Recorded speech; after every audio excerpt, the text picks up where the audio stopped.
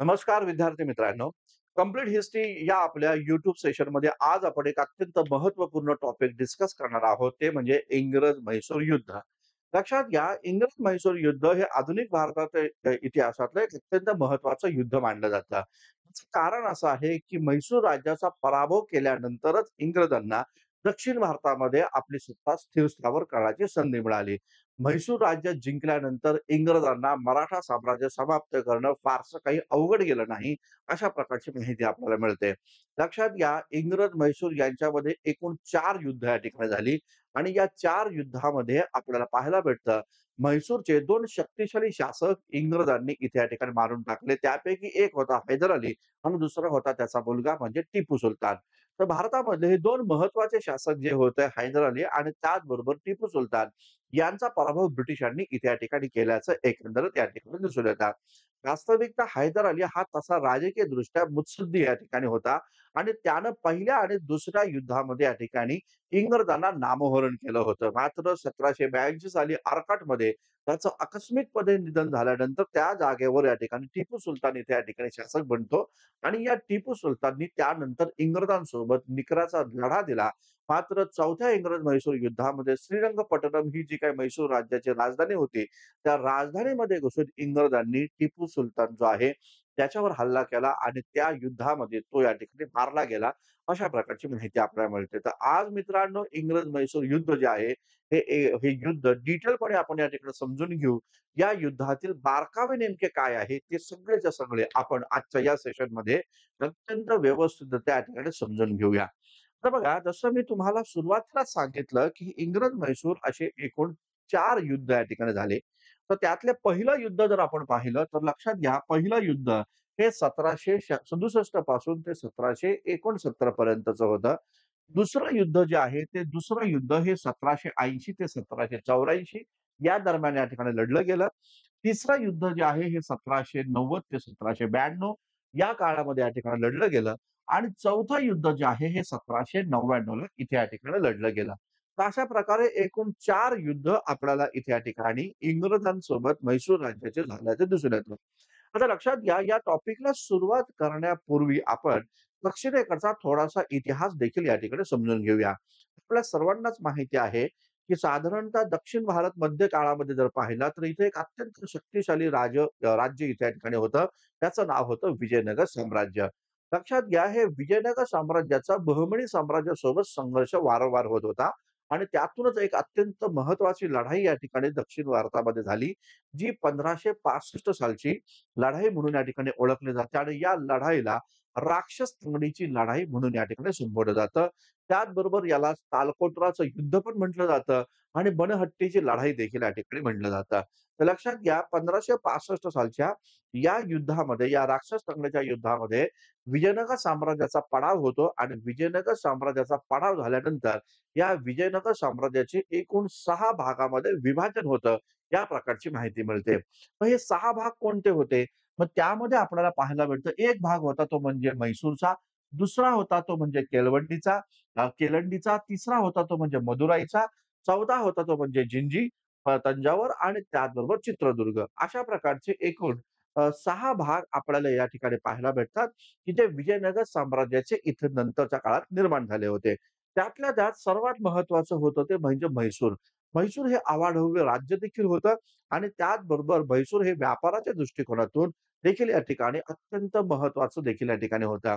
लक्षात घ्या, विजयनगर साम्राज्याच्या पाडावानंतर या म्हैसूर राज्यावर वाडियार वंशाची सत्ता या ठिकाणी येते आणि त्या काळामध्ये वाडियार वंशाचा एक महत्त्वाचा राजा होता, ज्याचं नाव होतं चिक्क कृष्णराज. या चिक्क कृष्णराजचे 2 महत्त्वाचे सेनापती होते, ज्याचं नाव होतं नंदराज आणि देवराज. लक्षात घ्या, या नंदराज आणि देवराजकडे एक मोठी चूक राजकारणामध्ये या ठिकाणी झाली. ती म्हणजे म्हैसूर राज्याचा शस्त्रसाठा हा दिंडीगुलमध्ये होता आणि त्याच दिंडीगुलमध्ये त्यांनी या ठिकाणी हैदर अली नावाच्या एका कर्तबगार व्यक्तीला नियुक्त केलं होतं. साहजिकच हैदर अली हा युद्धनीतीमध्ये तर कर्तबगार तर होताच, मात्र राजकीयदृष्ट्या तो या ठिकाणी संधिसाधू होता आणि राजकीय मुत्सद्देगिरी देखील त्याच्याकडे होती. आणि मग यानं काय केलं, योग्य संधी पाहिली आणि त्यानं या ठिकाणी देवराज आणि नंदराजची हत्या करून चिक्क कृष्णराजला या ठिकाणी अटक केली. त्यानंतर त्याचं त्याच्यातच निधन झालं, तुरुंगातच निधन झालं आणि मग या हैदर अलीनं पुढे जाऊन स्वतंत्र म्हैसूर राज्य इथे या ठिकाणी स्थापन केलं. या प्रकारची माहिती आपल्याला मिळते. हैदर अली जो होता, या हैदर अलीनं दक्षिणेकडे म्हैसूर प्रांतामध्ये त्यानंतर स्वतंत्र राज्य स्थापन केल्याची एकंदरीत या ठिकाणी दिसून येतं. तर लक्षात घ्या, हे जे राज्य आपण या ठिकाणी पाहतो, म्हैसूर राज्य, तर त्या म्हैसूर राज्याच्या सीमारेषा पण आपण थोड्याशा समजून घेऊया. म्हैसूर राज्य हे जर आपण पाहिलं तर लक्षात घ्या, म्हैसूर राज्य हे पश्चिम किनारपट्टी जी होती भारताची, तर त्या भारताच्या किनारपट्टीला लागून होतं आणि मंगळूर आणि त्याचबरोबर माहे अशी 2 महत्त्वाची बंदरं या म्हैसूर राज्यामध्ये या ठिकाणी होते. म्हैसूरच्या दक्षिणेकडे त्रावणकोर नावाचं राज्य आपल्याला इथे या ठिकाणी पाहायला भेटेल.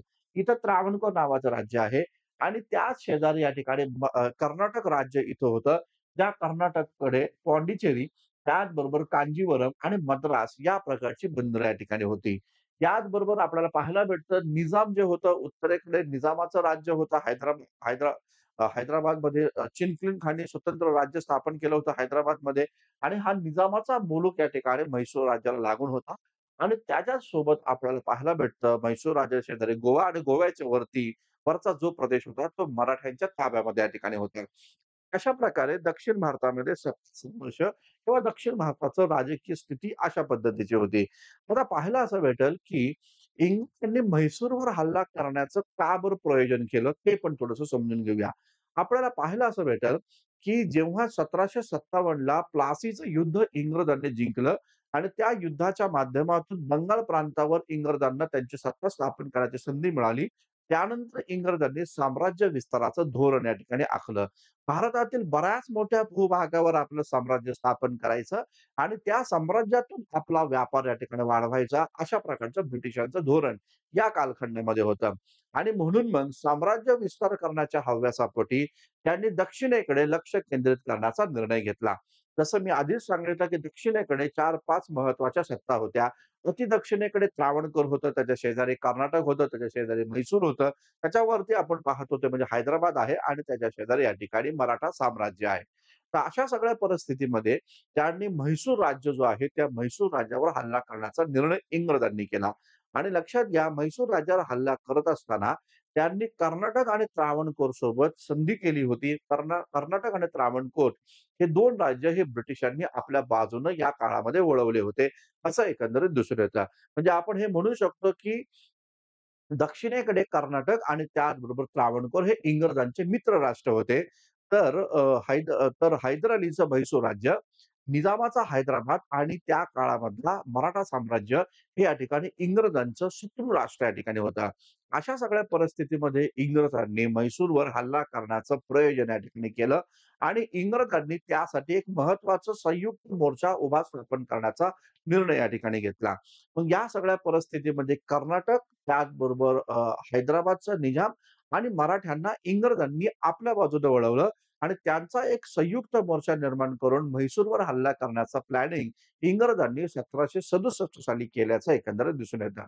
पण लक्षात घ्या, हा जो म्हैसूरचा जो हैदर अली होता, हा राजकीयदृष्ट्या तर सक्षम होताच होता, परंतु तो राजकीयदृष्ट्या मुत्सद्देगिरी देखील या ठिकाणी बाळगणारा होता. राजकीय मुत्सद्देगिरी त्याच्याकडे या ठिकाणी ठासून भरलेली होती. मग अशा सगळ्या परिस्थितीमध्ये ब्रिटिशांनी आपल्या विरोधात उभा केलेला संयुक्त मोर्चा फोडण्यावर त्याने विशेष लक्ष केंद्रित केलं आणि त्यानं मराठे आणि त्याचबरोबर निजामाला आपल्या बाजूनं वळवण्याचा पूर्णपणे प्लॅन या ठिकाणी आखला. साहजिकच त्यानं निजामाला एक पत्र धाडलं, की कर्नाटकच्या ताब्यामध्ये मद्रास आहे. जर आपण मिळून या ठिकाणी मद्रासवर हल्ला केला, तर मद्रासमधला काही भाग मी या ठिकाणी हैदराबादला या ठिकाणी देऊ करू, अशा प्रकारचं आमिष त्यानं हैदराबादच्या निजामाला दाखवलं. साहजिकच मद्रास एक मोठी व्यापारी पेठ होती आणि जी इंग्रजांच्या ताब्यामध्ये या ठिकाणी होती. इंग्रजांचं हेडक्वार्टर दक्षिणेकडचं हे मद्रास या ठिकाणी होतं आणि अशा सगळ्या परिस्थितीमध्ये जर मद्रासमधला काही भाग जर आपल्याला मिळत असेल, तर आपण हैदर अलीच्या सोबत गेलं पाहिजे असा निर्णय हा हैदराबादच्या निजामानं त्या काळामध्ये घेतला. याचबरोबर मराठ्यांना देखील आपल्या बाजूने वळवण्यामध्ये हैदर अली पहिल्या युद्धामध्ये यशस्वी झाल्याचं एकंदरीत दिसून येतं. या हैदर अलीनं मराठ्यांना वार्षिक नजराणा देण्याचं कबूल केलं आणि त्यामुळे मराठे देखील या ठिकाणी आता इंग्रजांच्या विरोधात हैदर अलीच्या ग्रुपमध्ये या ठिकाणी सहभागी होताना एकंदरीत दिसून येतं. आणि मग झालं असं, की या सगळ्या परिस्थितीमध्ये एका बाजूला इंग्रज आणि त्यांच्या सोबत या ठिकाणी कर्नाटक आहे. तर दुसऱ्या बाजूला हैदर अली ज्याचं म्हैसूर राज्य, त्याचबरोबर या ठिकाणी हैदराबादचा निजाम आणि मराठा अशा प्रकारचा संयुक्त मोर्चा इथे या ठिकाणी निर्माण झाला आणि हे युद्ध 1767 पासून सुरू झाल्याचं एकंदरीत दिसून येतं. 1767 पासून ते 1769 या दरम्यान हे युद्ध या ठिकाणी लढलं गेलं असं एकंदरीत दिसून येतं. साहजिकच आपल्याला पाहायला भेटेल, की या हैदर अलीनं त्या ठिकाणी मद्रासवर हल्ला केला. मद्रास या ठिकाणी त्याने जिंकून घेतला आणि मद्रास जिंकून घेतल्यानंतर त्याचा काही भाग त्यानं या ठिकाणी हैदराबादच्या निजामाला देखील देऊ केलेला आहे, असं देखील या ठिकाणी पाहायला भेटतं. लक्षात घ्या, या काळामध्ये मद्रासमध्ये ब्रिटिशांचा एक सेनापती या ठिकाणी होता, ज्याचं नाव या ठिकाणी होतं स्मिथ. कर्नल स्मिथ हा इथे या ठिकाणी ब्रिटिशांचा मद्रासमधला सेनापती या ठिकाणी होता. तर त्या काळामध्ये या हैदर अलीनं या सेनापतीला म्हणजे स्मिथला, कर्नल स्मिथला इथे या ठिकाणी त्याला पराभूत या ठिकाणी केल्याचं एकंदरीत दिसतं. साहजिकच मद्रासवरचं इंग्रजांचं नियंत्रण संपल्यानंतर इंग्रजांनी या हैदर अलीसोबत एक तह करण्याची भूमिका इथे या ठिकाणी घेतली आणि त्याच माध्यमातून 1769 ला एक अत्यंत महत्वाचा तह या ठिकाणी झाला. ज्या तहाला आपण मंगळूरचा तह किंवा मद्रासचा तह या नावानं इथे या ठिकाणी संबोधतो. तर लक्षात घ्या, आपण पाहायला असं भेटतं, की 1769 ला इंग्रज आणि म्हैसूर यांच्यामध्ये मद्रासचा तह इथे या ठिकाणी झाल्याचं एकंदरीत दिसून येतं.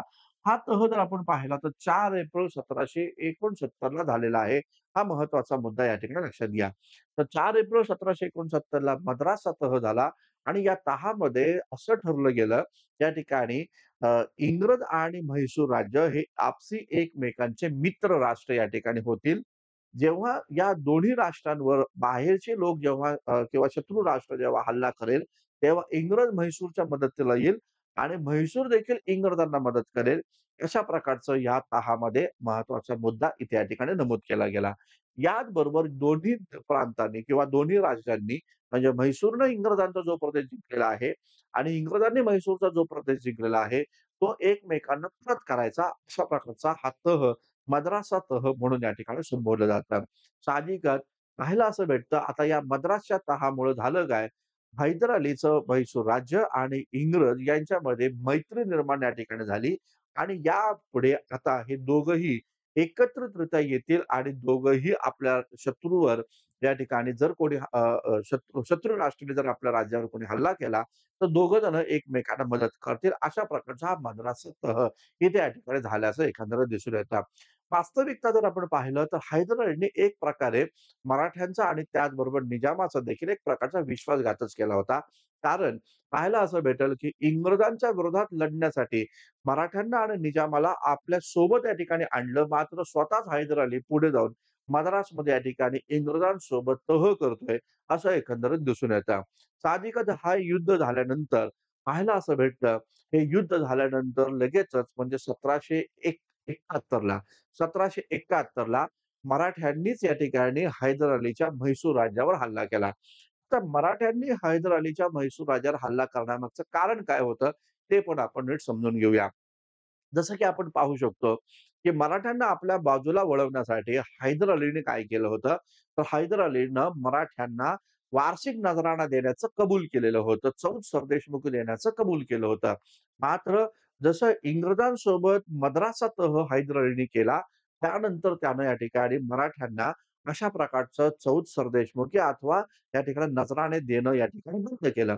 साहजिकच यामुळं मराठ्यांनी या म्हैसूरवर 1771 ला हल्ला केला. आता बघा मद्रासच्या तहामध्ये असं ठरलं गेलं होतं, की म्हैसूरवर जर का शत्रू राष्ट्राने हल्ला केला, तर इंग्रज जे आहे, इंग्रज म्हैसूरला मदत करतील किंवा इंग्रजांवर जर का शत्रू राष्ट्राने हल्ला केला, तर म्हैसूर राज्य या ठिकाणी इंग्रजांना मदत करतील, असं दोघांमध्ये ठरलं होतं. मराठ्यांनी जेव्हा म्हैसूरवर हल्ला केला, तेव्हा इंग्रजांनी म्हैसूरला कसल्याही प्रकारची मदत केली नाही. हा मुद्दा इथे या ठिकाणी समजून घ्या. त्यामुळं साहजिकच हैदर अलीचे आणि इंग्रजांचे संबंध या ठिकाणी बिघडलेले आहेत आणि हैदर अली हा जाम चिडलेला आहे अशा परिस्थितीत इंग्रजांवर. हे सगळं या पद्धतीचं होत असताना 1769 चा जो काही मद्रासचा तह होता, या मद्रासचा तहाचा भंग इंग्रजांनी केला होता. कारण इंग्रजांनी मराठ्यांच्या विरोधात कसलीच भूमिका न घेतल्यामुळं हैदर अली या युद्धामध्ये पराभूत झाला होता आणि त्यामुळं पाहायला असं भेटतं हैदर अली हा इंग्रजांवर चिडून होता. हे सगळं होत असताना जागतिक स्तरावर अमेरिकेमध्ये या ठिकाणी एक महत्त्वाचं युद्ध या ठिकाणी सुरू झालं होतं असं दिसतं. अमेरिकेमधलं जे स्वातंत्र्य युद्ध आपण म्हणतो, हे 1775 पासून ते 1785 या दरम्यान या ठिकाणी झालेलं आहे. तर 1775 ते 1785 या दरम्यान अमेरिकेमध्ये स्वातंत्र्य युद्ध या ठिकाणी सुरू झालं. त्याच काळामध्ये आपण म्हणू शकतो, या ठिकाणी अमेरिकेतील ज्या काही 13 वसाहती होत्या, त्या वसाहती त्यांनी या ठिकाणी बंड केलं होतं आणि आपल्या मायदेशाच्या विरोधामध्ये, त्या वसाहतींच्या विरोधामध्ये त्यांनी स्वातंत्र्याची भूमिका इथे या ठिकाणी घेतली होती. आणि मग जेव्हा अमेरिकेतील हे स्वातंत्र्य युद्ध सुरू झालं, तेव्हा फ्रेंचांनी अमेरिकेला सपोर्ट केला होता. काय मी म्हणतो तरी समजून घ्या. 1775 ते 1785 या दरम्यान अमेरिकेमध्ये स्वातंत्र्य युद्ध सुरू झालं आणि या स्वातंत्र्य युद्धाच्या पार्श्वभूमीवर त्या ठिकाणी फ्रेंचांनी अमेरिकेला या काळामध्ये मदत केली होती. आता फ्रेंच जे होते, तर हे फ्रेंच या म्हैसूरचे मित्र राष्ट्र या ठिकाणी या काळामध्ये बनलं होतं, असं दिसून येतं. आपल्याला पाहायला असं भेटेल, की जेव्हा मद्रासच्या तहाचा भंग इंग्रजांकडनं झाला, तेव्हा हा जो हैदर अली होता, त्यानं फ्रेंचांसोबत संधान या ठिकाणी साधलं आणि मग अशा सगळ्या परिस्थितीमध्ये हे फ्रेंच अमेरिकन स्वातंत्र्य युद्धामध्ये अमेरिकेला मदत करतात इंग्रजांच्या विरोधात. हे जेव्हा इंग्रजांच्या लक्षात आलं, तेव्हा इंग्रजांचा त्यावेळेचा भारतातील गव्हर्नर जनरल होता. त्याचं नाव होतं वॉरन हेस्टिंग. या वॉरन हेस्टिंगनं एका दगडामध्ये 2 पक्षी मारण्याचा निर्णय या ठिकाणी घेतला आणि त्यानं हे जे माहे बंदर आहे, या माहे बंदरावर हल्ला केला. तर लक्षात घ्या, वॉरन हेस्टिंगनं माहे बंदरच का बरं निवडलं? तर यामागचं कारण असं आहे, माहे हे जे महत्वाचं बंदर जे होतं, ते त्या काळामध्ये या ठिकाणी फ्रेंचांच्या ताब्यामध्ये होतं. आणि मग वॉरन हेस्टिंगनं माहे बंदरावर या ठिकाणी हल्ला करून फ्रेंचांच्या सत्तेला भारतामध्ये एक प्रकारचं आव्हान दिल्याचं एकंदरीत या ठिकाणी दिसून येतं. दुसरं महत्वाचं काय, तर या माहे बंदरामधनं मोठ्या प्रमाणावर शस्त्रसाठा, फ्रेंचांचा शस्त्रसाठा म्हैसूर राज्याला इथे या ठिकाणी मिळत होता आणि या सगळ्या पार्श्वभूमीवर म्हैसूरला देखील एक शह बसला पाहिजे, अशा प्रकारचा निर्णय वॉरन हेस्टिंगने घेतला आणि म्हणून त्यानं या माहे बंदरावर इथे या ठिकाणी हल्ला केला, असं एकंदरीत या ठिकाणी पाहायला भेटतं. साहजिकच आपल्याला पाहायला भेटेल, की माहे बंदरावर हल्ला झाल्यामुळं हा हैदर अली जो होता, हा या ठिकाणी चिडलेला आहे आणि मग त्यानं या ठिकाणी काय केलं, त्यानं या सगळ्या परिस्थितीमध्ये पुन्हा एकदा निजामाला आपल्यासोबत घेतलं, मराठ्यांना आपल्यासोबत या ठिकाणी घेतलं, त्यांच्यासोबत मैत्रीची वाटाघाटी या ठिकाणी केली आणि त्यानंतर त्यानं या ठिकाणी पुन्हा एकदा इंग्रजांच्या विरोधात युद्ध करण्याचा निर्णय इथे या ठिकाणी घेतल्याचं एकंदरीत दिसून येतं. आता पाहायला भेटतं, की जे काही दुसरं इंग्रज-म्हैसूर युद्ध जे होतं, ते दुसरं इंग्रज-म्हैसूर युद्ध हे 1780 ला सुरू या ठिकाणी होतं. 1780 ते 1784 या दरम्यान हे युद्ध या ठिकाणी झालेलं आहे, असं एकंदरीत दिसून येतं. साहजिकच आपल्याला पाहायला असं भेटतं, हैदर अलीनं मराठ्यांना आणि निजामाला एकत्र आणून त्या ठिकाणी इंग्रजांचं जे मित्र राष्ट्र होतं, ते म्हणजे या ठिकाणी कर्नाटक, त्या कर्नाटकवर हल्ला इथे या ठिकाणी केल्याचं एकंदरीत पाहायला भेटतं. साहजिकच आपल्याला पाहायला भेटेल, की कर्नाटकची त्यावेळेची राजधानी होती ती म्हणजे आरकाट. हैदर अलीनं मराठे आणि त्याचबरोबर निजाम यांची मदत घेऊन आरकाट जिंकून या ठिकाणी घेतलं आणि इंग्रजांचा सेनानी होता, ज्याचं नाव होतं कर्नल बेली. कर्नल बेलीचा पण पराभव इथे या ठिकाणी केला. साहजिकच पहिल्या युद्धाप्रमाणेच दुसऱ्या युद्धातही या हैदर अलीचं मोठं या ठिकाणी हैदर अलीला मोठं यश या काळामध्ये मिळाल्याचं दिसून येतं. परंतु हे युद्ध सुरू होत असतानाच या दरम्यानच्या काळामध्ये झालं असं, की डिसेंबर 1782 रोजी हैदर अलीचं आकस्मिकपणे निधन या ठिकाणी होतं आणि मग त्याच्यानंतर म्हैसूर राज्यामध्ये त्याचा एक अत्यंत कर्तबगार मुलगा ज्याचं नाव होतं टिपू सुलतान. टिपू सुलतान हा 1782 ला म्हैसूरचा इथे या ठिकाणी सम्राट बनलेला आहे. म्हैसूरचा शासक इथे या ठिकाणी बनलेला आहे असं दिसतं. आणि म्हणून मग हे जे काही उर्वरित जे युद्ध होतं इंग्रज-म्हैसूर दुसरं युद्ध, हे या ठिकाणी उर्वरित दुसरं युद्ध हैदर अलीच्या युद्धानंतर टिपू सुलताननं या युद्धाचं नेतृत्व ही त्या ठिकाणी केलेलं आहे, असं एकंदरीत पाहायला भेटतं. साहजिकच या युद्धामध्ये टिपूनं आपली कर्तबगारी दाखवली. मात्र नंतर टिपूला इथे या ठिकाणी इंग्रजांसोबत एक तह करावा लागला आणि या तहाचं नाव होतं ते म्हणजे मंगलोरचा तह. तर मंगलोरचा तह हा 1784 ला इथे या ठिकाणी झाल्याचं एकंदरीत पाहायला भेटतं. साहजिकच या युद्धामध्ये काय झालं किंवा या तहामध्ये काय झालं मंगलोरच्या तहामध्ये, की म्हैसूरनं आणि इंग्रजांनी जे काही आपापसातले जे काही प्रदेश जिंकले होते, हे प्रदेश या ठिकाणी परत एकमेकांना या ठिकाणी द्यायचं, असं इथे या ठिकाणी निश्चित झालं आणि त्याचबरोबर म्हैसूर राज्यातील सैन्य जे इंग्रजांनी या ठिकाणी कैदी बनवलं होतं आणि म्हैसूर राज्यानं जे इंग्रजांचं सैन्य कैदी म्हणून बनवलं होतं, तर त्या कैद्यांची सुटका या ठिकाणी करायची. अशा प्रकारचे हे 2 महत्त्वाचे मुद्दे हे मंगलोरच्या तहामध्ये झाल्याचं दिसून येतं. रिपीट करतो मी, मंगलोरच्या तहामध्ये काय झालं, दोघांनी एकमेकांचे जिंकलेले प्रांत एकमेकांना परत करावे आणि युद्ध कैदींची या ठिकाणी सुटका करावी. अशा प्रकारचा निर्णय हा मंगलोरच्या तहामध्ये झाल्याचं एकंदरीत या ठिकाणी पाहायला भेटतं. लक्षात ठेवा, या मंगलोरच्या तहानुसारच या ठिकाणी दुसरं इंग्रज-म्हैसूर युद्ध इथं समाप्त होतंय, असं एकंदरीत या ठिकाणी पाहायला भेटतं. आता थोडासा कालखंड जो आहे, यानंतरचा कालखंड तसं टिपू सुलतानला त्याचं राज्यामध्ये सुधारणा करण्यासाठी मिळालं आणि टिपू सुलताननी त्या काळामध्ये मोठ्या प्रमाणात सैन्य संघटन देखील स्थापन केलं आणि आपल्या राज्यामध्ये ज्यादा महसूल देखील त्यानं इथे या ठिकाणी वसूल केल्याचं एकंदरीत या ठिकाणी दिसून येतं.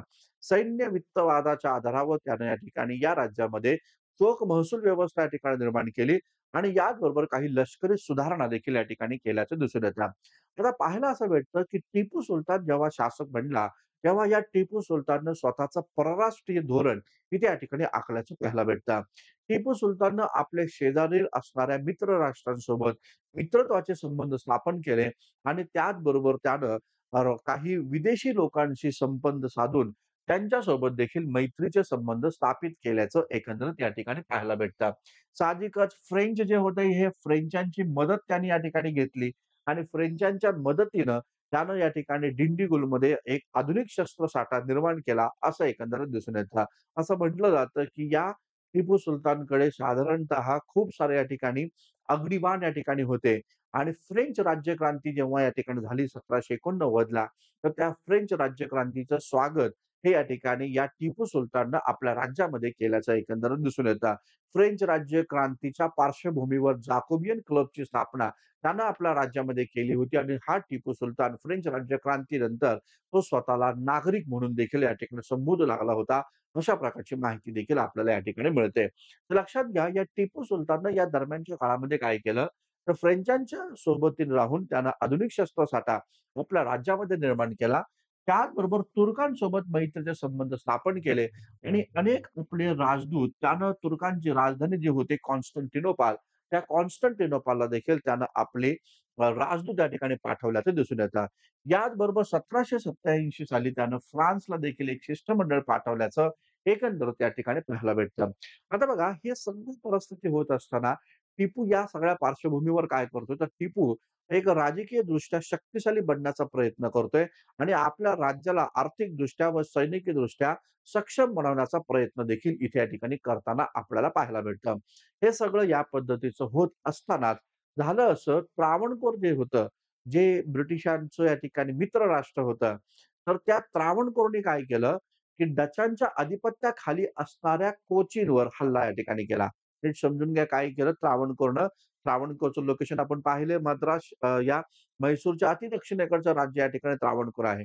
तर त्या त्रावणकोरने काय केलं, तर त्रावणकोरने डचांच्या अधिपत्याखाली असणाऱ्या कोचीनवर, कोचीन बंदर जे आहे त्याच्यावर या ठिकाणी हल्ला केल्याचं दिसून येतं. आता कोचीन हे जे बंदर होतं, तर म्हैसूरनं कोचीनवर आपला अधिकार सांगितला होता आणि कोचीन हे आपल्याच अधिपत्याखाली आहे, अशा प्रकारचा दावा हा टिपूनं त्या काळामध्ये केला होता. आणि म्हणून कोचीनवर हल्ला केल्यामुळं टिपूनं त्रावणकोरवर हल्ला करण्याचा निर्णय इथे या ठिकाणी घेतला. आता त्रावणकोरचं झालं काय होतं, तर 1784 च्या दरम्यान 1784 च्या दरम्यान इंग्रजांनी त्रावणकोरच्या राजासोबत एक तह केला होता आणि त्या तहानुसार त्रावणकोर हे इंग्रजांचं मित्र राष्ट्र इथे या ठिकाणी बनलं होतं. आता जेव्हा टिपू सुलतान या त्रावणकोरवर हल्ला करतोय, तेव्हा इंग्रज त्रावणकोरच्या मदतीला या काळामध्ये धावून आलेले आहेत, असं एकंदरीत दिसून येतं. आणि मग त्रावणकोरला सुरक्षा देण्यासाठी इंग्रजांनी पुन्हा एकदा टिपूला राजकीयदृष्ट्या कोंडीत पकडण्याचा प्रयत्न या काळामध्ये केल्याचं दिसून येतं. लक्षात घ्या, या काळामध्ये ब्रिटिशांचा सेनापती हा या ठिकाणी लॉर्ड कॉर्नवॉलिस या ठिकाणी होता. लॉर्ड कॉर्नवॉलिस हा राजकीयदृष्ट्या मुत्सद्देगिरी बाळगणारा होता आणि या लॉर्ड कॉर्नवॉलिसनी टिपूला राजकीयदृष्ट्या एकाकी पाडण्याचा यशस्वी प्रयत्न केल्याचं दिसून येतं. पहिल्या आणि दुसऱ्या इंग्रज-म्हैसूर युद्धामध्ये म्हैसूर राज्याला मराठ्यांनी आणि निजामांनी सपोर्ट केला म्हणून इंग्रजांपासून हे राज्य या ठिकाणी वाचू शकलं. आता मात्र इंग्रजांनी मराठ्यांना आणि त्याचबरोबर या ठिकाणी अ, या हैदराबादच्या निजामाला आपल्या बाजूने या ठिकाणी वळवण्यात कॉर्नवॉलिसला या ठिकाणी यश प्राप्त झाल्याचं दिसून येतं. मग आता टिपूला राजकीयदृष्ट्या एकाकी पाडल्यानंतर आता एक मोठा संयुक्त मोर्चा इंग्रजांनी टिपूच्या विरोधात इथे या ठिकाणी उभारलेला आहे असं दिसतं. मग या संयुक्त मोर्चामध्ये कोण होते? स्वतः इंग्रज होते. त्यासोबत या ठिकाणी कर्नाटक होते. कर्नाटकच्या सोबत या ठिकाणी आपल्याला पाहायला भेटतं हैदराबादचा निजाम होता आणि मराठा देखील या ठिकाणी अ, इंग्रजांच्या सोबत या युद्धामध्ये उभा राहिल्याचं दिसून येतं. तर अशा प्रकारे इंग्रज, कर्नाटक त्याचबरोबर अ, हैदराबाद आणि मराठे आणि त्रावणकोर अशा 5 सत्ता या ठिकाणी या टिपूच्या विरोधामध्ये इथे या ठिकाणी लढल्याचं एकंदरीत पाहायला भेटतं. अशा पद्धतीनं तिसरं इंग्रज-म्हैसूर युद्ध हे 1790 ला सुरू झालं. 1792 साली एक अत्यंत महत्त्वपूर्ण तह झाला. ज्या तहाला आपण श्रीरंगपट्टणमचा तह या नावानं संबोधतो. लक्षात घ्या 1790 ला सुरू झालेलं हे युद्ध 1792 च्या श्रीरंगपट्टणमच्या तहाद्वारे इथे या ठिकाणी हे युद्ध समाप्त झालेलं आहे, असं एकंदरीत या ठिकाणी पाहायला भेटतं. आता लक्षात घ्या, हा जो श्रीरंगपट्टणमचा जो तह होता, हा तह 18 मार्च 1792 ला झाला आणि या तहामध्ये इंग्रजांना घवघवीत यश मिळाल्याचं एकंदरीत पाहायला मिळतं. पाहायला असं भेटतं लॉर्ड कॉर्नवॉलिसनं टिपूला या युद्धामध्ये एकाकी पाडलं आणि त्याचा फायदा हा या ठिकाणी इंग्रजांनी बऱ्यापैकी उचलला. श्रीरंगपट्टणमचा तह टिपू सुलतानला नाईलाजास्तव या ठिकाणी करावा लागला. कारण समोर आपला पराभव या ठिकाणी दिसतोय हे टिपूच्या लक्षामध्ये आलं आणि त्यानुसार टिपूनं 18 मार्च 1792 ला श्रीरंगपट्टणमचा तह केल्याचं एकंदरीत दिसतं. आता या तहामध्ये काय-काय झालं ते आपण पाहूया. टिपूला आपलं अर्ध राज्य हे या ठिकाणी गमवावं लागलं. म्हैसूरचं जे काही अर्ध राज्य होतं, ते अर्ध राज्य या ठिकाणी टिपूला गमवावं लागलं. आपल्या राज्यातील दिंडीगुल, त्याचबरोबर बारामहल, मलबार हे जे प्रदेश आहे, हे टिपूला इंग्रजांना द्यावे लागले. त्याचबरोबर तुंगभद्रा नदीच्या उत्तरेकडचा भाग हा मराठ्यांना द्यावा लागला आणि त्याचबरोबर कृष्णा आणि पेन्नार नदीमधला प्रदेश हा निजामाला या ठिकाणी द्यावा लागला. म्हणजे तसं पाहिलं तर अर्ध-निम्म भाग जो आहे म्हैसूर राज्याचा, हा साराच अर्धा-निम्मा भाग हा या ठिकाणी टिपूला गमवावा लागलेला आहे, असं दिसून येतं. दिंडीगुल, बारामहल, मलबारचा भाग इंग्रजांना दिलाय. त्याचबरोबर या ठिकाणी तुंगभद्रा नदीच्या उत्तरेकडचा भाग मराठ्यांना मिळाला आणि कृष्णा, पेन्नार, दुआब नदींमधला प्रदेश हा निजामाला इथे या ठिकाणी द्यावा लागला. इंग्रजांनी काय केलं? इंग्रजांनी या टिपू सुलतानला अजून या ठिकाणी कमकुवत करण्यासाठी त्याच्यावर 3,03,00,000 रुपयाचे युद्ध खंडणी देखील आकारण्याचं दिसून येतं. 3,03,00,000 रुपये युद्ध खंडणी टिपूवर या ठिकाणी आकारण्यात आली आणि विशेष महत्त्वाचं म्हणजे या ठिकाणी हे जे तह आहेत या तहाची पूर्तता होईपर्यंत टिपूची 2 मुलं इंग्रजांकडे ओलीस राहतील, असं देखील या ठिकाणी या तहामध्ये बाबी समाविष्ट करण्यात आल्या. म्हणजे या तहामध्ये टिपूची 2 मुलं इंग्रजांकडे ओलीस राहतील, अशा प्रकारचा हा अत्यंत महत्त्वाचा तह इथे या ठिकाणी मांडला जातो. तर लक्षात घ्या, अशा प्रकारे टिपूनं जवळपास आपलं सारंच राज्य हे या ठिकाणी गमावलेलं आहे 1792 च्या या श्रीरंगपट्टणमच्या तहाने. तरी देखील टिपूनं त्या ठिकाणी हार मानलेली नाहीये आणि अशाही परिस्थितीमध्ये टिपू हा इंग्रजांच्या विरोधामध्ये लढण्याची भूमिका घेताना एकंदरीत या ठिकाणी पाहायला भेटतं. लक्षात घ्या, टिपू सुलतान या सगळ्या परिस्थितीमध्ये इंग्रजांच्या विरोधामध्ये देशी-विदेशी सत्ता एकत्रित करण्याचा प्रयत्न टिपू या संपूर्ण कालखंडामध्ये करताना आपल्याला एकंदरीत पाहायला भेटतात. मग या काळामध्ये इंग्रजांच्या विरोधात शक्तिशाली मोर्चा उभा करण्यासाठी टिपूनं अरबस्थानाला भेट दिली. टिपूनं अफगाणिस्तानला भेट दिली. अफगाणिस्तानचा त्यावेळेचा सम्राट होता जमान शाह त्याला भेट या ठिकाणी दिली. तुर्कस्तान, मॉरिशस आणि फ्रेंच यांना या ठिकाणी भेट दिली. त्या टिपूनं अरबस्थान, अफगाणिस्तान त्याचबरोबर तुर्कस्तान, मॉरिशस आणि फ्रेंच यांचा एक संयुक्त मोर्चा या ठिकाणी निर्माण केल्याचं एकंदरीत दिसून येतं.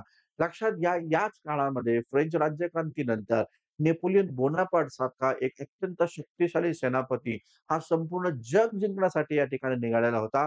अशा नेपोलियन बोनापार्टकडे देखील या टिपू सुलताननं आपले शिष्टमंडळ पाठवलं होतं आणि त्याच्यासोबत मैत्रीचे करार किंवा मैत्रीच्या वाटाघाटी त्याच्या मैत्रीच्या या ठिकाणी वाटाघाटी टिपू सुलतानच्या या काळामध्ये सुरू होत्या. अशा सगळ्या परिस्थितीमध्ये जेव्हा नेपोलियन बोनापार्ट भारतावर हल्ला करणार आहे, अशी भीती जेव्हा इंग्रजांना वाटू लागली, तेव्हा इंग्रजांचा एक कर्तबगार या ठिकाणी सेनापती ज्याचं नाव होतं लॉर्ड वेलेस्ली. त्या लॉर्ड वेलेस्लीनं एक अत्यंत महत्वाचं तत्व भारतामध्ये आणलं, ज्याला आपण तैनाती फौजेचं धोरण या नावानं संबोधतो. लक्षात घ्या, हे जे तैनाती फौजेचं धोरण जे होतं, हे वास्तविकता डुप्लेनं त्या ठिकाणी आणलं होतं. मात्र डुप्लेकडनं ते उधार घेऊन या ठिकाणी लॉर्ड वेलेस्लीनं नेपोलियनचं आक्रमण भारतावरचं ते रोखण्यासाठी हे तैनाती फौजेचं धोरण आखलं आणि भारतातील देशी सत्ताधीशांना त्या धोरणावर स्वाक्षरी करण्यास या लॉर्ड वेलेस्लीनं भाग पाडलेलं आहे, असं एकंदरीत दिसून येतं.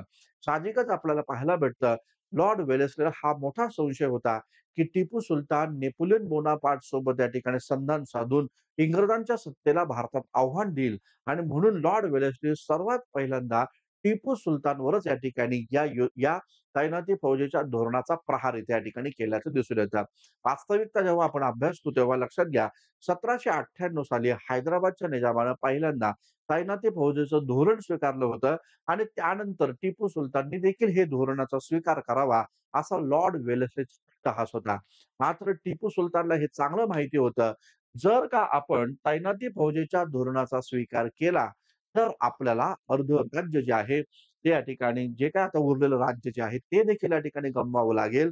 कारण तैनाती फौजेच्या धोरणामध्ये एक महत्त्वाचा मुद्दा असा होता, की तुमच्या राज्यातील सैन्य हे आता होतील आणि इंग्रजांचं सैन्य तुमच्या राज्यामध्ये काम करतील आणि ब्रिटिश रेजिमेंटच तुमच्या लष्कराची मुख्य कमान या ठिकाणी सांभाळणार आहे.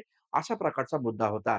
साहजिकच त्या ब्रिटिश रेजिमेंटसाठी जो काही खर्च आहे, तो भारतीय शासकांनीच या ठिकाणी इंग्रजांना द्यायचा आणि सर्वात महत्त्वाचा मुद्दा होता तैनाती फौजेच्या धोरणामध्ये, ते म्हणजे भारतीय शासकांचा परराष्ट्रीय धोरणावरचा अधिकार कायमस्वरूपी समाप्त या तैनाती फौजेच्या तहामुळं होणार होता. आणि म्हणून टिपूला हे लक्षात आलं होतं, की जर परराष्ट्र धोरणच आपलं समाप्त झालं, तर आपण इंग्रजांचे मांडलिकत्व स्वीकारल्यासारखं होईल. आणि म्हणून टिपू सुलताननी या तैनाती फौजेच्या तहावर स्वाक्षरी करण्यास नकार दिला. परिणाम असा झाला, की इंग्रजांनी या टिपू सुलतानच्या राज्यावर हल्ला केला. जे काही उरलं-सुरलं राज्य होतं, ते देखील या ठिकाणी समाप्त करण्याचा प्रयत्न इंग्रजांनी या ठिकाणी केला आणि लक्षात घ्या 1799 ला चौथं इंग्रज-म्हैसूर युद्धाला इथे या ठिकाणी सुरुवात झाली. म्हैसूर चौथं युद्धाला सुरुवात होण्यामागचं कारणच हे आहे, की टिपू सुलताननं इंग्रजांच्या तैनाती फौजेच्या धोरणाला नाकारलं होतं. त्या तैनाती फौजेच्या तहावर स्वाक्षरी करण्यासाठी नकार दिला. परिणामी टिपूचे फ्रेंचांसोबत मित्रत्वाचे संबंध असल्या कारणामुळेच टिपू हे करतोय, असा इंग्रजांचा आरोप होता आणि म्हणून मग इंग्रजांनी 1799 ला टिपूच्या राज्यावर हल्ला केलेला आहे आणि अशा प्रकारे श्रीरंगपट्टणम जी या ठिकाणी म्हैसूरची या ठिकाणी राजधानी होती, त्या राजधानीमध्ये घुसून टिपू सुलतानला इंग्रजांनी या ठिकाणी घेरलं आणि टिपू सुलताननं त्या सगळ्या युद्धामध्ये अत्यंत शौर्य या ठिकाणी दाखवलं. मात्र ब्रिटिशांच्या आधुनिक शस्त्रांपुढे आणि त्याचबरोबर शिस्तबद्ध सैनिकांपुढे या ठिकाणी टिपूचा निभाव या ठिकाणी राखला नाही. टिपूला राजकीयदृष्ट्या एकाकी पाडण्याच्या प्रयत्नामध्ये इंग्रज हे पूर्णतः या ठिकाणी यशस्वी झाले आणि लक्षात घ्या हा हिंदुस्थानचा आधुनिक भारताच्या इतिहासातला हा पहिला शासक होता, की ज्या शासकानं इंग्रजांच्या तैनाती फौजेच्या धोरणाला ओळखलं होतं आणि या तैनाती फौजेच्या धोरणाला त्याने या ठिकाणी नाकारलं आणि म्हणून इंग्रजांनी या भारतीय शासकाला या टिपू सुलतानला त्याच्या राजधानीमध्ये घुसून मारून टाकलेलं आहे. या प्रकारची माहिती मिळते आणि अशा प्रकारे 1799 साली चौथ्या इंग्रज-म्हैसूर युद्धाचा शेवट होतो. टिपू सुलतानची हत्या इथे या ठिकाणी होते. टिपू सुलतानला मारलं जातं आणि इंग्रज या म्हैसूरवर आपला पूर्णपणे अधिकार इथे या ठिकाणी गाजवतात आणि त्यानंतर पुन्हा इथं वाडियार वंशाची सत्ता इथं आणतात आणि त्या वाडियार वंशाच्या शासकाकडनं 1799 ला तैनाती फौजेच्या तहावर स्वाक्षरी या ठिकाणी करून घेतली जाते आणि अशा प्रकारे म्हैसूर राज्य देखील ब्रिटिश लोक हे आपल्या अधिपत्याखाली आणतात, ते गिळंकृत करतात, असं एकंदरीत दिसून येतं. तर अशा पद्धतीने मित्रांनो आजचं हे महत्त्वाचं सेशन, या सेशनमध्ये आपण डिटेलपणे या ठिकाणी चर्चा केलेली आहे. हे म्हणजे इंग्रज-म्हैसूर युद्धाशी संबंधित डिटेलपणे माहिती आपण इथं आजच्या या सेशनमध्ये घेतलेली आहे. तर अशाच प्रकारे आधुनिक भारताच्या इतिहासातले जे काही महत्त्वाचे लेक्चर्स आहेत, हे महत्त्वाचे लेक्चर मी तुम्हाला सातत्यानं आपल्या YouTube सेशनच्या माध्यमातून देत असतो. तर ज्या कोणी विद्यार्थ्यांनी अजूनपर्यंत आपला चॅनल सबस्क्राईब केला नसेल, त्यांनी ते सबस्क्राईब करा. हे लेक्चर तुम्हाला कसं वाटलं त्याबद्दल तुम्ही लाईक करा, कमेंट करा आणि आपल्या मित्रांना देखील आजचं हे लेक्चर या ठिकाणी जरूर शेअर करा. थांबूया मित्रांनो, उद्याच्या सेशनमध्ये एक महत्त्वपूर्ण टॉपिक घेऊन येऊ. तोपर्यंत धन्यवाद. Thank you. Very much.